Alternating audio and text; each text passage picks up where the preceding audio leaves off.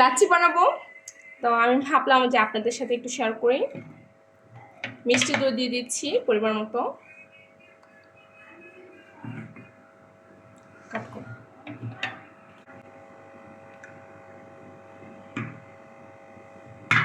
তারপর আইস দিয়ে দিচ্ছি।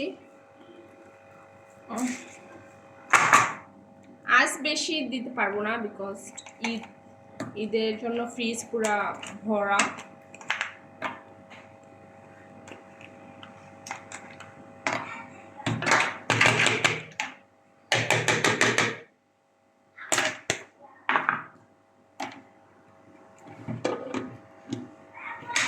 এখন ব্লেন্ডার করে নিব।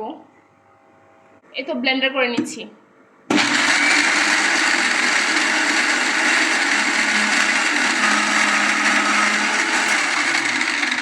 আমি পরিমাণে একটু পানি দিচ্ছি। পানি বেশি ইউজ করব না, তাহলে খেতে মজা লাগবে না।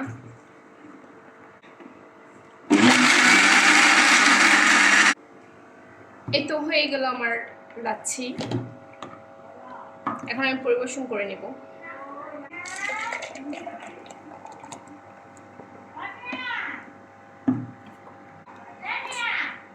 এই তো আমার লাচ্ছি হয়ে গেল।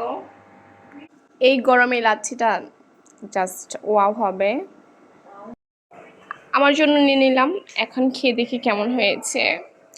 প্লিজ আমার চ্যানেলটা সাবস্ক্রাইব করবেন, আমার পাশে থাকবেন। আমি যতটুকু পারি ট্রাই করছি, বাট আমি ওরকম ভিডিও মেক করতে পারি না, এডিটিং তো কিছুই পারি না। প্লিজ আমার চ্যানেলটা সাবস্ক্রাইব করে দিবেন, লাইক অ্যান্ড কমেন্ট করে দিবেন।